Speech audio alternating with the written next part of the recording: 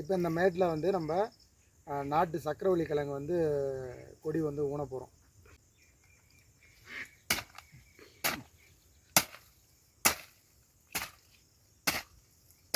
கரை பெருசாக எடுத்து போட்டு ஏற்கனவே இது நம்ம வீட்டு தேவைக்கு தான் கிழங்கு போட போகிறோம்.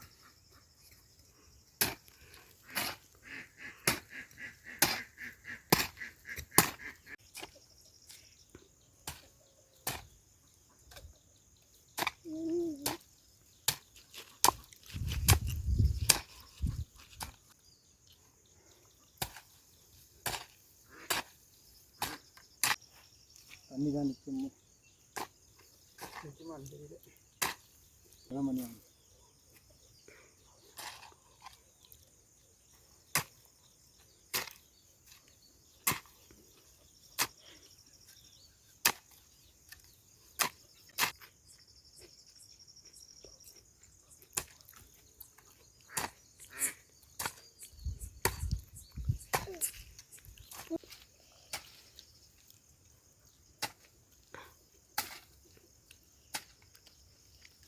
ஒரு 7 பாத்தி கட்டியிருக்குங்க. இதுக்குள்ளே தான் அந்த பனங்கிழங்கு பனங்கத்தை விதைச்சிருந்தோம்ல பனங்கிழங்குக்காக அந்த இடத்த மட்டும், ஏன்னா வேறு இடம் மேடு கட்டணும்னா ஜேசிபி வச்சு தான் மேடு கட்டணும். என் மண்ணை பொறுத்த வரைக்கும் கட்ட முடியாது.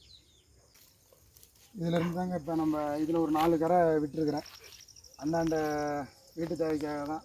இந்த எலி என்ன பண்ணுதுன்னா பெருசாலின்னு நினைக்கிறேன், பிடிச்சி கட் பண்ணி விட்டுருது நாட்டு வெங்காயத்தை. இது நம்ம வந்து இது நாட்டு சக்கரவள்ளி கிழங்கு தான், கொல்லிமலையிலேருந்து எடுத்துகிட்டு வந்தது. சும்மா ஒரு 3 கொடி மட்டும் பிடிங்கிட்டு வந்தேன். 3 ஆமாம், இந்த இவ்வளோ நீளத்தை பிடிங்கிட்டு வந்தேன். போட்டோன்னே மடன்னு ஒடியான்ட்டாங்க. இப்போ இதிலேருந்து தான் கட் பண்ணி அதில் நம்ம நட்டு விட்டுறணும்.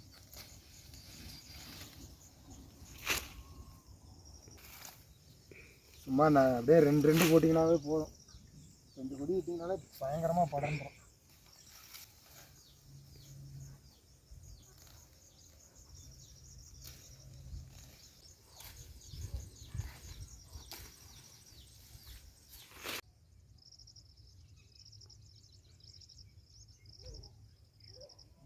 இருந்தால் போதும்.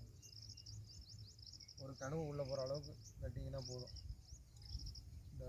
இந்த மாதிரி ஒரு கனவு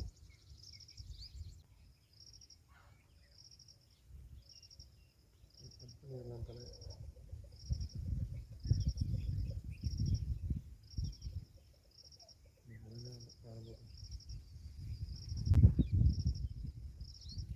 வேலை அங்கே ஓடிட்டோம்.